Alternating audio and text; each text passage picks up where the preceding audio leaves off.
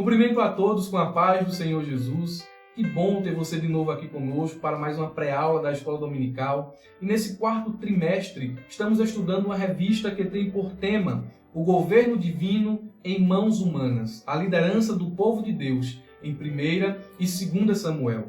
A lição que será ministrada no dia 3 de novembro de 2019, teremos o seguinte assunto: a instituição da monarquia em Israel. E nessa lição, nós estudaremos sobre esse período de transição, essa mudança de governo da teocracia para a monarquia. Analisaremos como se deu o chamado de Saul, o primeiro rei de Israel. E, por fim, pontuaremos que nossas decisões devem ser feitas com cuidado, sempre sujeitas aos ditames da palavra de Deus, em acordo com a vontade divina.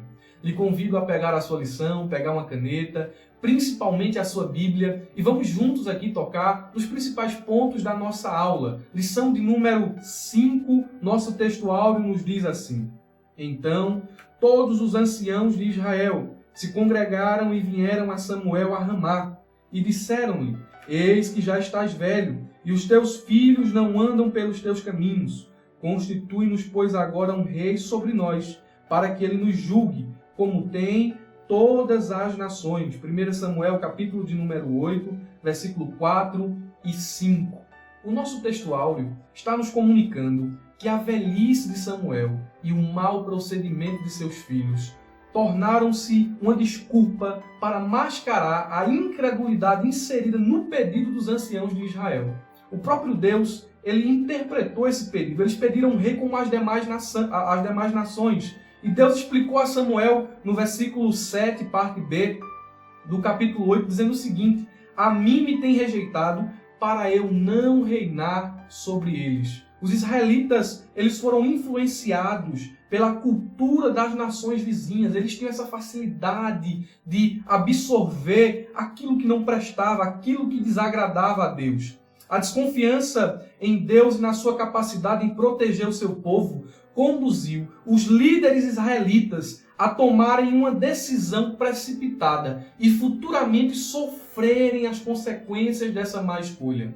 Veja a nossa verdade prática, que nos diz assim: antes de tomar uma decisão, o crente precisa buscar a orientação de Deus para que não venha sofrer dolorosas consequências. Eu separei aqui alguns personagens bíblicos que tomaram decisões erradas e sofreram com as consequências dessas decisões. Por exemplo, gostaria de citar aqui, peço que você anote aí ao ladozinho da sua verdade prática, eu geralmente faço isso na minha lição, né? Por exemplo, a escolha para o pecado. Adão e Eva comeram o fruto proibido e, como consequência dessa decisão de desobedecer, eles enfrentaram a morte, o banimento do Éden e a dor. A escolha carnal. Ló, ele escolhe as campinas do Jordão. Ele vai para as cidades de Sodoma e de Gomorra. E como consequência dessa má escolha, dessa má decisão, Jó passou por guerras, sofreu sequestro e opressão. Ainda temos aqui uma escolha da desobediência. Eu coloquei aqui em terceiro lugar a escolha da desobediência. O profeta Jonas, ele decidiu contrariar Deus. E como consequência disso, como consequência dessa má escolha, o profeta Jonas ele foi jogado no mar e engolido por um grande peixe. Eu notei aqui ainda mais uma quarta escolha, a escolha da traição. Judas recebeu 30 moedas de prata para trair Jesus. E como consequência dessa má escolha, ele sentiu um remorso que o levou ao suicídio. Devemos tomar muito cuidado com as nossas escolhas. O nosso ponto central, ele está em acordo com a nossa verdade prática quando ele nos diz assim: o crente deve pedir direção a Deus para tomar qualquer decisão. Eu notei um versículo aqui, eu queria que você anotasse ele aí também. Salmo 119, o verso 15. Verso 115 nos diz assim: Lâmpada para os meus pés é a tua palavra e luz para o meu caminho. O Senhor ele deve direcionar, a nossa vida deve ser direcionada pela palavra de Deus. Você tem uma experiência de dirigir, principalmente à noite, né? Você percebe que o carro ele tem luz alta e luz baixa. Quando você coloca a luz baixa, né? Você consegue enxergar ali os perigos que estão mais próximos, um buraco, um animal, alguma coisa no meio da estrada, né? Aquilo que o salmista disse é luz, é lâmpada para os meus pés. Quando estamos observando a palavra de Deus, nós conseguimos enxergar os perigos que estão nos rodeando. E quando você coloca a luz alta lá no carro, você consegue enxergar, né, os perigos a uma longa distância, né? Alguns metros à frente você consegue enxergar algum animal, algum buraco, alguma coisa dessa natureza. E o salmista diz aqui, é lâmpada para os meus pés e luz para o meu caminho. Então, se a palavra de Deus, se eu estou andando, sendo direcionado pela palavra de Deus, né, eu vou estar atento aos perigos que estão perto e aos perigos que estão longe. O salmista, ele ainda nos diz no Salmo 119, no verso 11, que nós devemos guardar a palavra em nosso coração a fim de não pecar contra o Senhor. Então, se guardamos a palavra em nosso coração, não haverá espaço para os impulsos carnais, para a falta de fé. Sendo assim, nossas escolhas serão melhor direcionadas. Eu notei aqui pelo menos 6 motivos, gostaria de passar rapidinho aí, gostaria que você anotasse, ou então que você baixasse aqui na descrição do vídeo esboço para melhor acompanhar a nossa pré-aula. Notei aqui 6 motivos que induz a má escolha. Vou aqui citar o primeiro, a cobiça dos olhos, Gênesis capítulo 3, versículo 6, Josué capítulo 7, versículo 21, o exemplo de Eva e o exemplo de Acã. Outro motivo, em segundo lugar, que nos induz a má escolha, o desejo da carne. Temos aqui o exemplo de Sansão em Juízes, capítulo de número 14, versículo 1 ao 3, e o exemplo de Davi em 2 Samuel, capítulo 11, versículo de número 2. Em terceiro lugar, ouvir os maus conselhos. Lhe peço para ler 1 Reis, capítulo de número 12, versículo de número 8. Temos ali a decadência do reinado de Roboão, porque ele escolheu ouvir os maus conselhos. Ainda um quarto motivo que nos induz a uma má escolha, a influência dos maus companheiros. 1 Coríntios, capítulo 15, versículo 33 diz assim, as más confessações corrompem os bons costumes. Né? Parece uma sabedoria popular, mas é um versículo bíblico.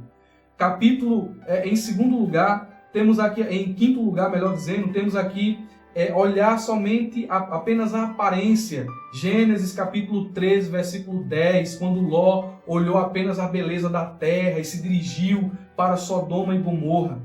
E em sexto lugar, temos aqui ainda desprezar a direção de Deus. É um dos motivos que nos leva a fazer uma má escolha. E a base para o que estou falando aqui está em 1 Samuel capítulo 8, versículo 7.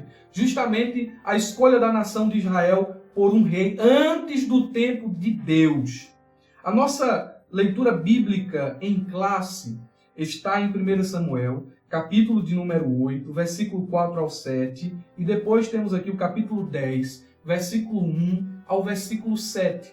E não fazemos aqui a leitura do texto, né? Esperamos que você faça aí juntamente conosco, acompanhando esta pré-aula, mas eu gostaria de contextualizar, né, onde está inserido aqui o contexto da nossa leitura bíblica em classe.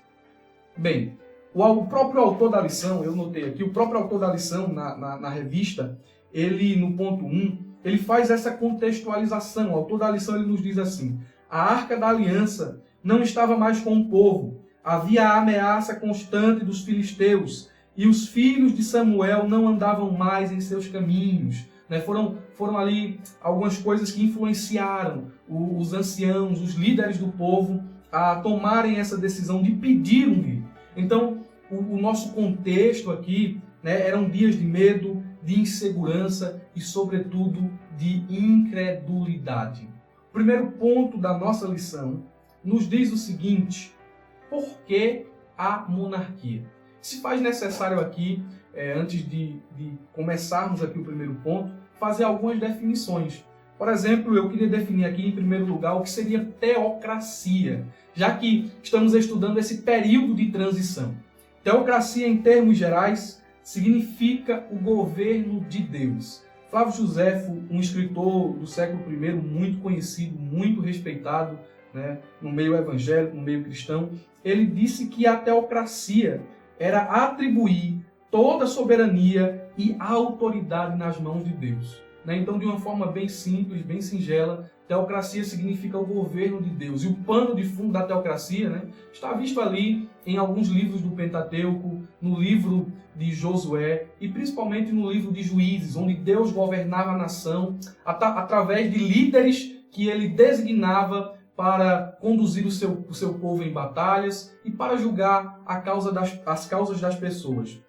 Temos aqui ainda, se faz necessário definir o que significa monarquia, e eu quero trazer aqui uma definição bem dicionarizada, que diz assim: monarquia é um sistema no qual um monarca, caracterizado pela figura do rei, é quem detém todo o poder de Estado. É uma centralização de poder. E dentro da história de Israel nunca houve uma centralização com relação ao homem.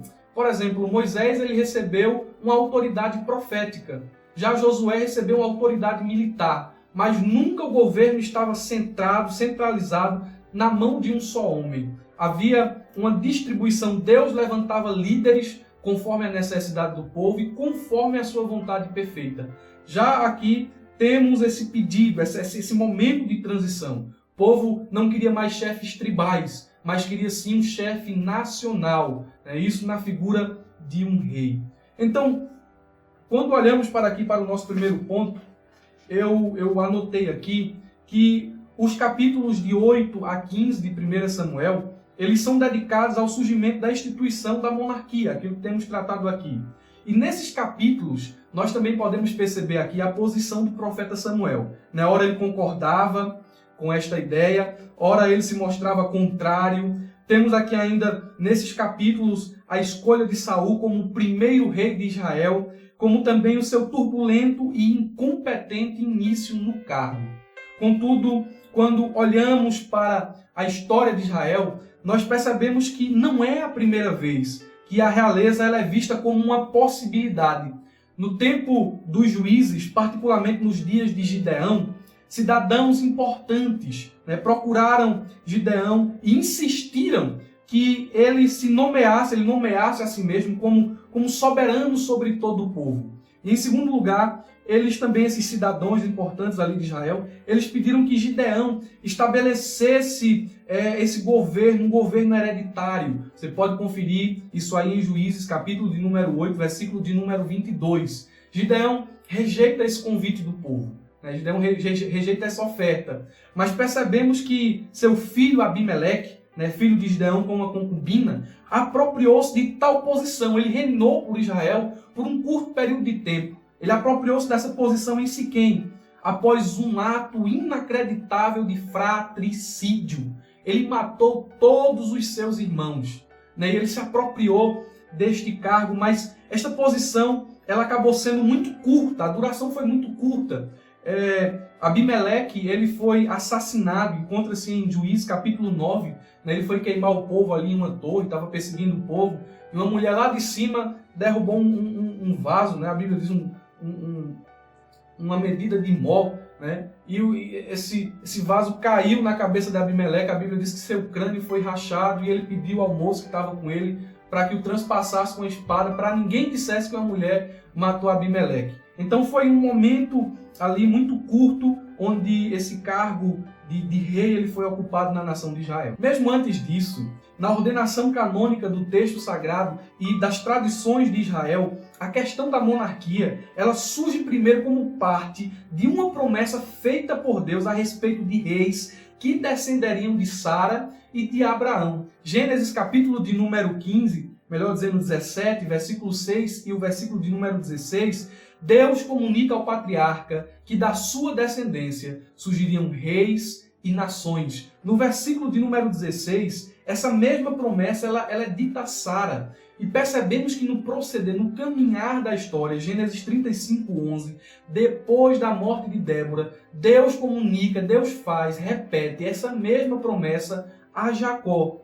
Mais tarde, o mesmo Jacó, em uma bênção profética dirigida a Judá, falou que um rei poderoso surgiria de sua descendência. Gênesis capítulo de número 49, versículo 9 ao versículo 11. E no livro da lei, chamo sua atenção aqui porque essa parte é muito importante. No livro da lei também está registrado um trecho que trata especificamente das autoridades civis e religiosas, que está em Deuteronômio, capítulo de número 16, versículo 18, e vai até Deuteronômio, capítulo 18, versículo de número 22. E nesse trecho aqui, nessa perícope, são mencionados pelo menos 4 autoridades. Temos aqui primeiro o judiciário, que são os juízes e os oficiais locais. Deuteronômio capítulo 16, versículo 18 ao capítulo 17, o versículo 14. Temos aqui a figura do rei, em Deuteronômio capítulo 17, versículo 14 ao versículo 20. Em terceiro lugar, temos o clero, ou os sacerdotes, Deuteronômio capítulo 8, versículo 1 ao 8. E por último, temos aqui o profeta, em Deuteronômio capítulo de número 18, versículo 9 ao versículo de número 22. E eu gostaria que você abrisse a sua Bíblia juntamente comigo, já que estamos aqui tratando sobre a monarquia e queremos falar aqui um pouco sobre a figura do rei, porque o rei que Deus daria à nação de Israel era muito diferente do rei das demais nações. Havia uma diferença gritante, e isso pode ser visto aqui de uma forma que foi prevista por Deus no livro de Deuteronômio. Abra aí sua Bíblia, Deuteronômio capítulo de número 17, vamos ler o versículo de número 14 ao versículo de número 20, uma leitura um pouco extensa, mas a faremos de forma rápida.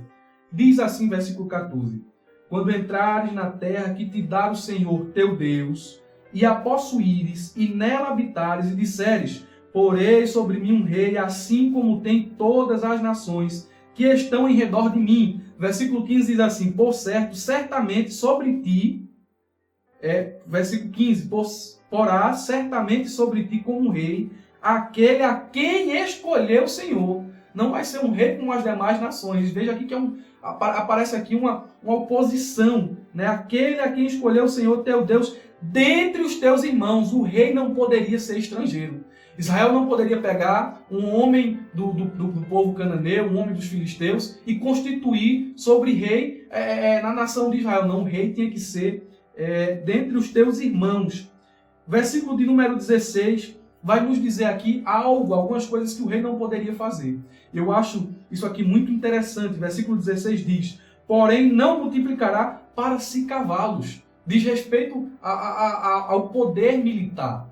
Apesar de o rei estar reinando, o livramento vinha de Deus. Você lembra o que aconteceu quando Gideão foi enfrentar os midianitas? Como Deus reduziu aquele exército israelita a fim de mostrar que quem estava dando o livramento não era a força do homem, mas o livramento vinha do Senhor. Então o rei ele não poderia multiplicar para si cavalos, nem fazer alianças políticas com o propósito de fortalecer o seu poderio militar, o seu poder bélico, porque o versículo diz assim: nem fará o meu povo voltar para o Egito para multiplicar cavalos. Olha o que diz o versículo de número 17. Tampouco para si multiplicará mulheres. O rei não poderia ter muitas mulheres, um harém cheio de mulheres. O versículo ainda diz assim, continua dizendo, para que o seu coração não se desvie. Parece que esse texto aqui lembra muito o rei Salomão e como ele cometeu esse desvio aqui, se afastando daquilo que estava escrito aqui na palavra de Deus. Versículo de número 17, a parte B ainda diz assim: nem prata e nem ouro multiplicará muito para si. Versículo 18 diz assim: será também que quando assentar sobre o trono do seu reino, então escreverá para si um translado desta lei num livro, do que está diante dos sacerdotes e dos levitas. Olha o versículo de número 19. Como é bonito! E terá consigo esse translado, este pequeno livro, e nele lerá todos os dias da sua vida. O rei tinha que ser conhecedor da palavra de Deus. Não só conhecedor, mas também praticante. Porque o versículo 19 diz assim: para que ele aprenda. Ele deve ler todos os dias para ele aprender. E com o aprendizado vem o temor do Senhor. Porque o versículo diz assim: para que ele aprenda a temer ao Senhor seu Deus, para guardar todas as palavras desta lei. Tinha que ser praticante. O rei que Deus estabeleceria sobre a nação de Israel no tempo certo era um rei teocrático, um rei temente, um rei obediente, um rei segundo o seu coração. Contudo, percebemos aqui que os israelitas eles eles se precipitam na escolha desse rei. Eles se adiantam. E o nosso segundo tópico da lição vai tratar justamente sobre isso, a escolha de Saul como rei em Israel. Se fizermos aqui uma comparação entre as biografias de Saul e Davi, perceberemos que o primeiro rei de Israel se encontrará em uma série de desvantagens. Listando aqui algumas, Saul ele estava preocupado com as jumentas, Davi estava preocupado com as ovelhas. Saul é quem vai até Samuel, Samuel é quem vai até Davi. Saul se tornou ciumento, se tornou soberbo, precipitado e incrédulo. Davi permaneceu humilde, fiel e devoto a Deus. Saul ele reinou bem, somente no princípio, mas gradualmente sua autoconfiança foi crescendo e sua confiança em Deus foi diminuindo. Quando olhamos para a história de Saul, percebemos um declínio. No entanto, somente na próxima lição, nós trataremos acerca da rejeição de Saul por conta de sua rebeldia.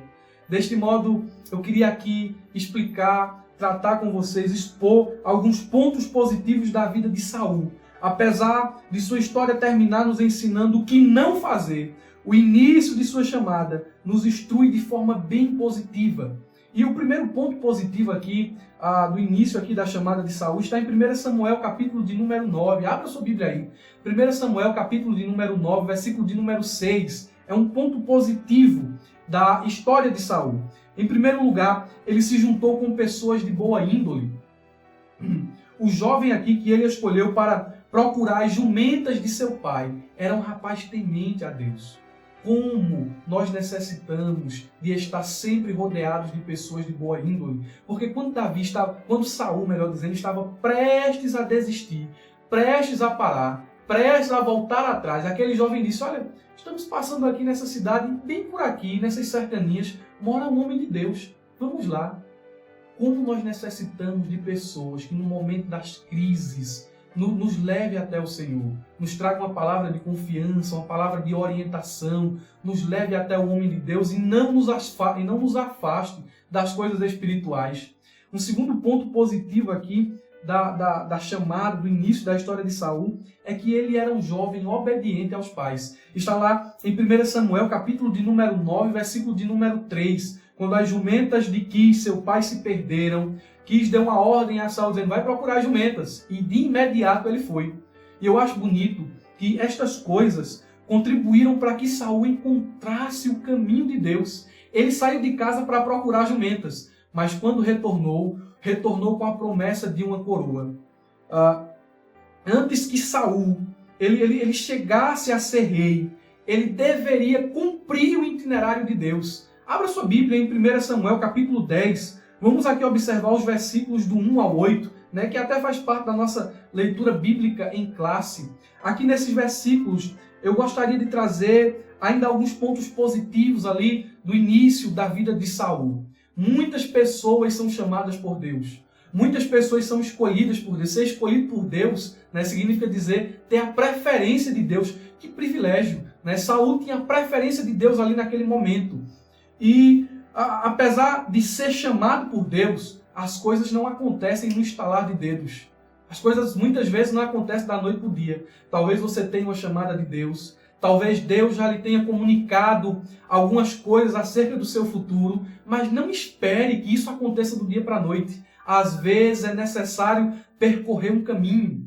Deus ele conhece a nossa jornada espiritual. Às vezes é necessário trilhar um caminho estabelecido por Deus e ser obediente às orientações divinas. O versículo de número 1 do capítulo 10, nós temos aqui a introdução de como se daria esse itinerário de Deus. Versículo de número 2, o profeta Samuel fala da partida de Saul. E eu acho interessante que para que a gente chegue até aquilo que Deus deseja para as nossas vidas, às vezes é necessário passar por caminhos difíceis. Foi isso que Samuel disse a Saul: partindo de mim hoje. Ele diz assim: tu acharás 2 homens junto ao sepulcro de Raquel. Esses homens estavam ali nos termos de Benjamim, estavam ali no cemitério. Davi deveria a Saul deveria passar pelo cemitério, deveria passar ali onde estava o sepulcro de Raquel. E cemitério fala de um lugar triste na nossa história. Cemitério fala de um lugar onde sonhos são enterrados. Cemitério fala de um lugar tenebroso, mas é um lugar que muitas vezes aqueles que são chamados por Deus, eles precisam passar. Contudo, eles não devem parar neste lugar de choro, neste lugar de pranto, neste lugar onde os sonhos são enterrados, porque Samuel disse, no versículo de número 3, que Saul não deveria se deter ali, ele deveria passar direto. Tanto é que Samuel, ele adianta a mensagem dos homens que estavam lá no sepulcro, no cemitério, para que Saul não desse importância àquilo que aqueles homens estivessem falando. E eu abro aqui um parêntese para lhe dizer algo aqui neste momento. Tome cuidado com aqueles amigos coveiros, com aqueles amigos que estão no cemitério, que morreram, que não sonham mais, com aqueles amigos que perderam a espiritualidade e que de alguma forma estão tentando enterrar os teus sonhos. Até com palavras bonitas se aproximam de você, até mascarados de boa aparência ou de boas intenções, mas eles estão com a pá na mão, prontos para enterrar a tua espiritualidade, prontos para enterrar as promessas de Deus em tua vida, prontos para acabar com a tua vida espiritual e com a tua alegria. Não pare no cemitério, não dê ouvidos aos homens do sepulcro. Tome cuidado com os amigos coveiros. Saul não deveria parar naquele lugar tenebroso. Versículo de número 3, a Bíblia diz, Samuel orientando Saul, quando passares mais adiante, ou seja, não pare no cemitério, vá adiante. É um dos pontos positivos da história de Saul.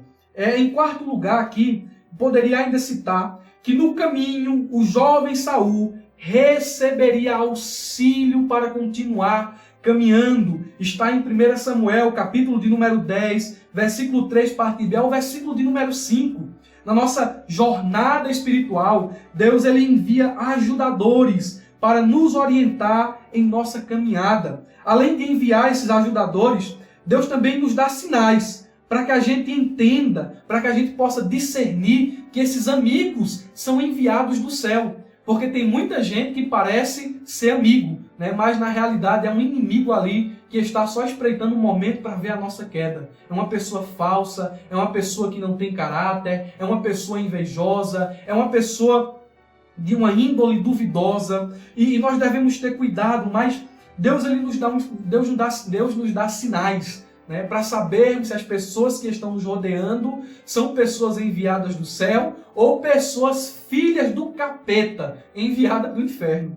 Por exemplo, o primeiro sinal de que aqueles rapazes ali que Saul encontraria no caminho, depois de passar pelo cemitério, eram pessoas de Deus, é que elas estavam subindo.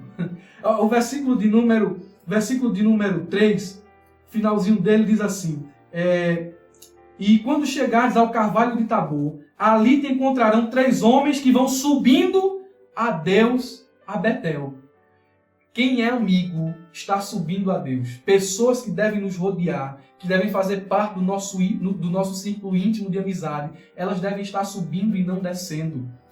Temos aqui ainda uma segunda característica. Essas pessoas têm que ter cordeiro. A Bíblia vai dizer que todos os 3 homens, todos eles iam subindo ali e cada um ia levando um cabrito. Eles estavam levando ali 3 cabritos. E o cordeiro aqui nessa ocasião diz respeito a sacrifício, diz respeito à oferta, diz respeito à comunhão. O cordeiro aqui apontava para Cristo, amigo que é de Deus, amigo que é do céu, amigo que é enviado pelo Espírito Santo. Ele tem cordeiro, ele tem Cristo, ele tem sacrifício, ele tem oferta, ele tem Jesus na vida. E nós devemos selecionar as nossas amizades, ter cuidado com quem nós estamos andando. Eles tinham cabritos, tinham cordeiro. Outra coisa interessante que aqueles rapazes tinham, aqueles 3 homens tinham, a Bíblia vai dizer que eles tinham pão. E pão aqui é símbolo da palavra. Eles tinham palavra. Tanto é que eles pegaram um pedaço de pão, um bocado de pão, e ofereceram a Saul. Quem é amigo de verdade tem sempre uma palavra de Deus. Repito mais uma vez, tome cuidado com os amigos coveiros, que está te oferecendo lixo, que está te levando para as coisas do mundo, que está te levando a lugares que talvez não são do agrado de Deus. Amigo de verdade tem palavra, amigo de verdade é submisso àquilo que está registrado nas Escrituras, a palavra de Deus. Aqueles homens além de pão, o texto bíblico, confira aí no versículo, ainda no versículo de número 3, eles tinham vinho, e vinho é símbolo da alegria do Espírito Santo.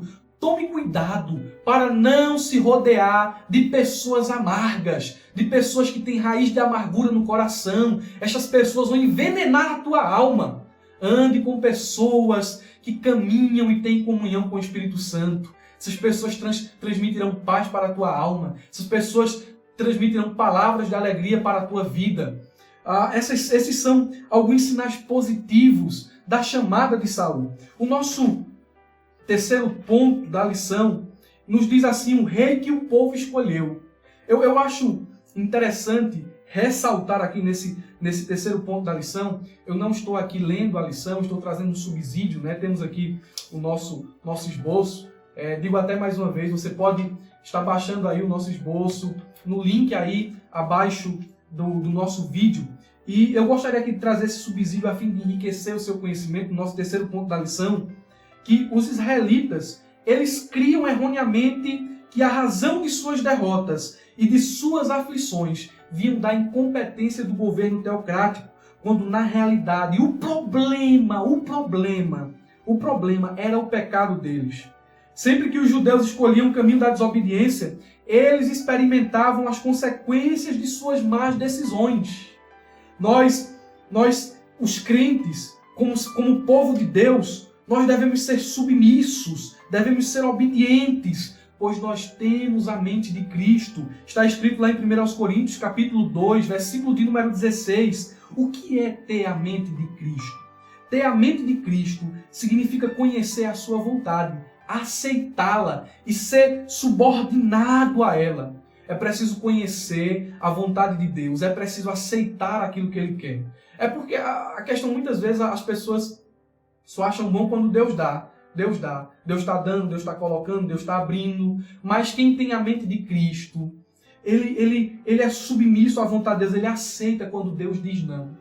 Ele aceita quando Deus diz pare. Ele aceita quando Deus começa a tirar. Ele aceita quando Deus começa a fechar. Ele não se precipita. Ele não escolhe aquilo que está em oposição à vontade de Deus. E isso aqui é muito importante. Ter a mente de Cristo é ser submisso à vontade divina. Aceite quando o Senhor lhe disser não. Aceite quando Deus começar a fechar as portas. Não se precipite. Não passe na frente de Deus. Aceite quando Deus começar a tirar. É a vontade dele, é o caminho dele. Deus tem os seus propósitos. Os pensamentos dele estão além dos nossos. Ter a mente de Cristo ainda constitui-se em avaliar e considerar as coisas da mesma maneira que Deus as vê. É atribuir valor e importância àquilo que Deus aprova. É ter um sentimento, o mesmo sentimento de Cristo. É olhar para certa coisa e dizer: isso aqui agrada a Deus, isso aqui não agrada. Então, se isso aqui desagrada a Deus, me desagrada também. Se isso aqui agrada a Deus, isso aqui me agrada também. Ter a mente de Cristo é amar aquilo que Ele ama e aborrecer aquilo que Ele aborrece. Portanto, se nós temos o mesmo sentimento de nosso Mestre, nós não faremos como os israelitas, não nos precipitaremos, nem erraremos em nossas escolhas. Deus, ele daria um rei ao povo, mas aquele não era o momento. Assim como Deus, ele daria um filho a Abraão, mas não seria por meio de Agar. Deus daria a primogenitura a Jacó, mas não seria por meio do engano. Deus, ele também daria um rei a Israel. No entanto, esse rei ele viria no tempo certo, no momento certo. Esse rei seria segundo o coração de Deus. Como é bom esperar o momento de Deus. Como é bom caminhar na direção de Deus, fazer a escolha certa, esperar em Deus. Concluindo a nossa lição, eu posso aqui dizer que os planos de Deus eles são mais altos, eles são mais perfeitos do que os nossos, conforme está escrito em Isaías capítulo 55, versículo 8 e 9. Nós, os cristãos, os crentes, devemos saber esperar o tempo dele, devemos saber confiar nele. O problema é que muita gente está querendo um sapato maior do que o pé. É melhor esperar o teu pé crescer e receber de Deus um sapato, nessa analogia, um sapato do tamanhozinho do teu pé. Lá em Provérbios, capítulo de número 10, versículo de número 22, a Bíblia nos diz que as bênçãos do Senhor não acrescentam dores. Espere o tempo de Deus. Espere o momento de Deus. Você vai fazer a escolha certa. As coisas vão acontecer. O choro pode durar uma noite, mas a alegria certamente vem pela manhã.